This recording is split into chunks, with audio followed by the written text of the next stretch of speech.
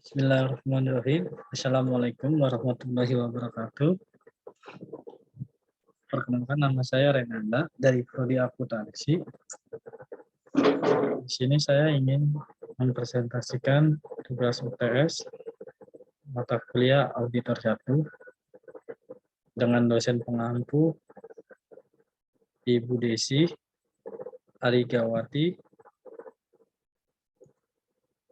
SE AKM SE AKMSI dengan nomor NIM 29021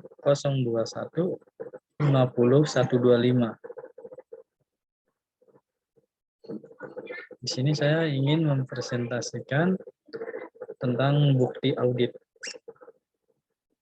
Definisi audit. Yang pertama, pemeriksaan pembukuan tentang keuangan atau perusahaan, bank, dan sebagainya secara berskala. Terus pengujian efektivitas keluar masuk uang dan penilaian kewajaran laporan yang dihasilkannya. Komputer dengan pemeriksaan terhadap peralatan, program, aktivitas, dan prosedur untuk menentukan efisiensi dari kinerja keseluruhan sistem, terutama untuk menjamin integritas dan keamanan data. Kamus Besar Bahasa Indonesia, pengumpulan data dan evaluasi secara sistematis dan objektif oleh orang yang kompeten mengenai kegiatan suatu perusahaan atau audit. Untuk menjelaskan apa itu audit, audit adalah kegiatan peninjauan kembali data-data konkret dalam suatu laporan agar akurat. Data yang tertulis dalam laporan diperiksa secara detail. Apakah ada yang melenceng atau sesuai dengan kenyataan yang ada. Selain itu, data-data tadi dievaluasi kembali alasannya terjadi. Biasanya, audit dilakukan untuk memeriksa laporan keuangan, baik dalam suatu perusahaan maupun perorangan. Hasil dari audit tadi akan mempengaruhi perusahaan dalam mengambil keputusan ke depannya. Ini penting dilakukan untuk kemajuan perusahaan tersebut. Misalnya, audit terdapat laporan keuangan pabrik garmen selama 1 tahun. Apakah modal yang dikeluarkan sesuai antara kenyataan dan yang ada dalam catatan? Kalau ada catatan yang ganjil, hal tersebut akan diperiksa sedetail-detailnya. Ini dilakukan karena menyangkut untung dan rugi perusahaan dalam 1 tahun. Apabila ternyata ada pengeluaran-pengeluaran yang sekiranya bisa ditekan, akan ditekan ke depannya. Tujuan audit. Secara garis besar, tujuan dilakukan audit adalah agar suatu perusahaan menjadi lebih baik lagi ke depannya. Selain itu, ada hal-hal yang menjadi tujuan dilakukannya audit yang disebut juga dengan asersi. Yang pertama ada kelengkapan, ketepatan, eksistensi, penilaian, klasifikasi, ketetapan, visa batas atau cut-off, pengungkapan. Jenis-jenis audit. Jenis audit diklasifikasikan menjadi 2, yaitu audit umum dan audit khusus. Audit umum adalah usaha peninjauan kembali dan evaluasi yang dilakukan oleh auditor independen. Pemeriksaan tersebut dilakukan berdasarkan standar profesional akuntan publik beserta kode etiknya. Dan yang kedua ada audit khusus. Audit khusus adalah pemeriksaan laporan keuangan dengan ruang lingkup yang terbatas. Misalnya suatu perusahaan hendak melakukan audit terhadap divisi keuangan dalam kurun waktu 1 tahun terakhir. Kompetensi bukti audit. Kompetensi bukti audit ini berkaitan dengan sejauh mana bukti-bukti yang diperoleh dapat dipercaya. Jika bukti yang didapatkan adalah sangat kompeten, maka hal ini sangat membantu auditor untuk menentukan apakah laporan keuangan yang diperiksanya sudah disajikan dengan wajar. Pertimbangannya yang perlu dilakukan dalam pemeriksaan apakah bukti audit sudah kompeten bisa didasari pada relevansi atau relevansi. Bukti audit yang relevan haruslah sesuai jika digunakan untuk maksud tertentu. Yang dalam ini berarti untuk berhubungan dengan tujuan auditor. Jika tujuan auditor adalah untuk menentukan keberadaan suatu persediaan, auditor bisa mendapatkan buktinya dengan melakukan observasi langsung pada persediaan tersebut. Terus yang ketiga, sumber peroleh atau sources. Sumber informasi sangat berpengaruh pada kompetensi bukti audit. Sumber informasi yang dapat mempengaruhi kompetensi bukti audit sebagai berikut. Yang pertama, jika sumber informasi didapatkan dari sumber independen di luar perusahaan.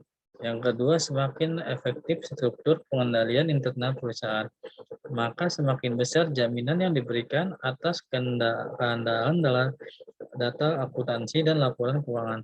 Dan yang ketiga, pengetahuan auditor secara pribadi dan secara langsung dari pemeriksaan fisik, pengamatan, penghitungan, dan inspeksi lebih meyakinkan daripada informasi yang didapat secara tidak langsung.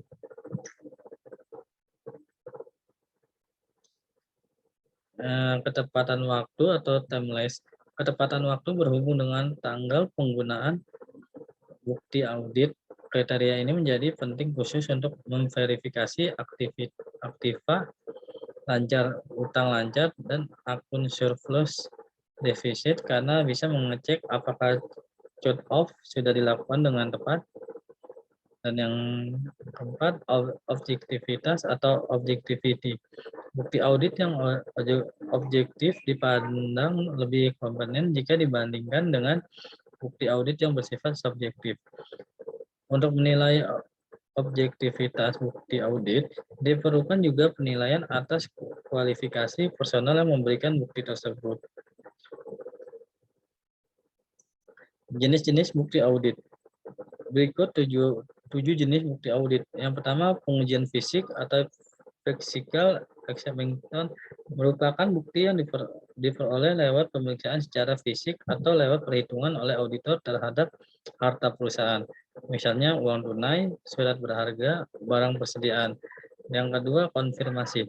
Merupakan bukti yang didapat lewat penegasan dari pihak ketiga sebagai jawaban atas permintaan informasi yang berkaitan dengan asersi, manajemen, dan tujuan audit. Umumnya auditor lebih memilih konfirmasi tertulis karena mudah direview oleh supervisor audit dan memberikan dukungan keandalan. Dan yang ketiga, adanya dokumentasi. Merupakan pemeriksaan atas penyelidikan oleh auditor atas dokumen dan catatan klien guna mendukung informasi yang telah tersaji. Dokumentasi digunakan secara luas sebagai bukti audit karena biayanya yang relatif rendah dan pada banyak kesempatan menjadi satu-satunya bukti audit yang tersedia dan layak. Keempat, prosedur analitis. Dengan cara menggunakan perbandingan dan hubungan untuk menilai apakah saldo akun atau data lainnya tampak wajar. Misalnya, auditor melakukan perbandingan total beban gaji dengan jumlah tenaga kerja untuk menunjukkan apakah ada pembayaran gaji yang tidak semestinya. Yang kelima, wawancara dengan klien. Dengan merupakan upaya untuk memperoleh informasi secara lisan ataupun tertulis dari klien menjadi bukti respon atas pertanyaan dari auditor. 6. Perhitungan ulang. Merupakan pengujian atas keakuratan hasil perhitungan klien. Dan yang terakhir, observasi. Observasi merupakan pengguna alat indera untuk menilai aktivitas klien. Misalnya, auditor melakukan kunjungan ke lokasi pabrik untuk mengamati proses produksi. Betapa pentingnya audit dalam perusahaan. Tidak hanya membuat perusahaan berjalan ke arah yang lebih baik karena evaluasi dari laporan keuangan. Audit juga memiliki peran sebagai berikut. Yang pertama, laporan keuangan yang sudah diaudit akan lebih dipercaya keabsahannya. Dan yang kedua, surat pemberitahuan tahunan. Surat pemberitahuan tahunan atau yang dikenal sebagai SPT yang sudah diaudit lebih dipercaya oleh lembaga hukum terkait masalah pajak. Dan yang ketiga, perusahaan yang sahamnya sudah go public atau memiliki aset yang setara dengan 25 miliar wajib melampirkan laporan keuangan yang sudah diaudit ke Departemen Perdagangan dan Perindustrian.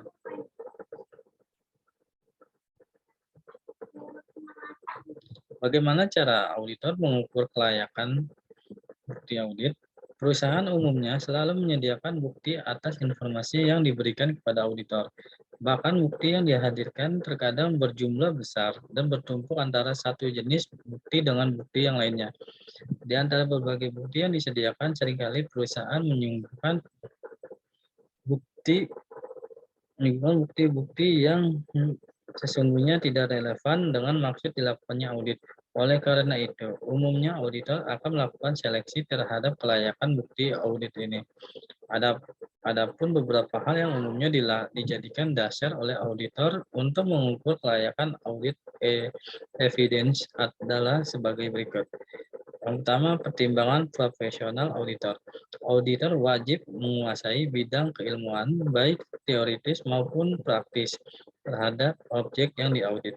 Dalam audit hukum, auditor harus menguasai keilmuan bidang hukum. Demikian halnya dalam bidang audit keuangan. Auditor harusnya seorang akuntan publik. Kompetensi tersebut nantinya akan digunakan oleh auditor melakukan screening secara cepat dan tepat terhadap laporan keuangan atau dokumen hukum yang disediakan oleh perusahaan. Melalui pertimbangan profesional, seorang auditor akan dengan mudah menilai mana bukti yang relevan dan bukti non-relevan. Yang kedua, integritas manajemen. Terkadang seorang auditor juga menilai track record dari pihak manajemen. Bagaimana selama ini profil mereka, bagaimana tingkat integritas mereka.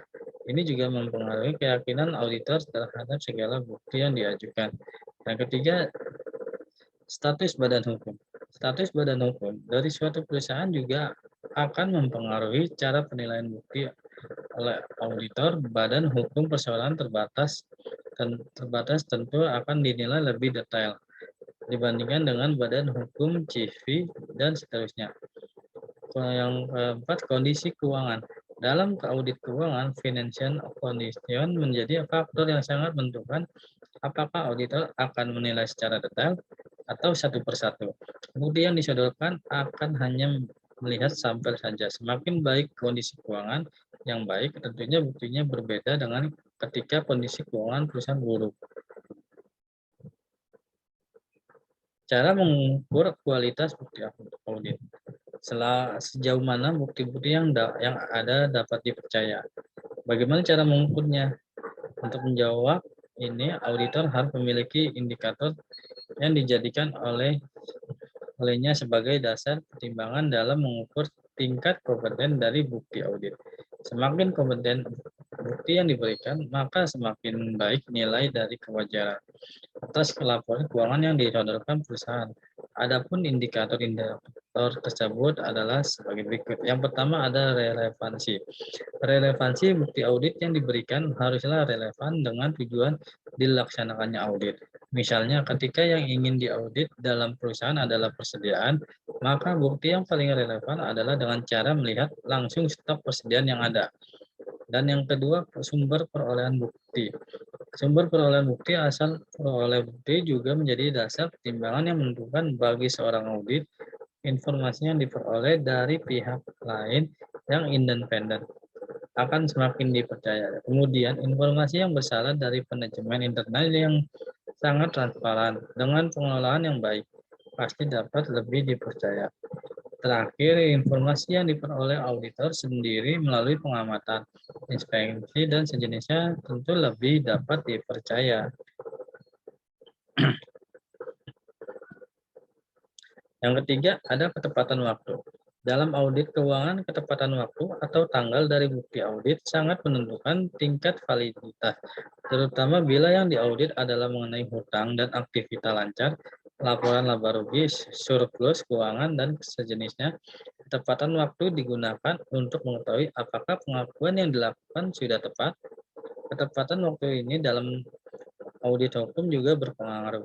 Ini bisa digunakan untuk menilai ketaatan perusahaan terhadap aturan hukum seperti pajak. Dan yang keempat atau yang terakhir, objektivitas. Objektivitas, bukti yang sifat objektif tentu lebih baik dari bukti yang sifatnya subjektif. Bagaimana cara menentukan suatu bukti adalah objektif atau subjektif?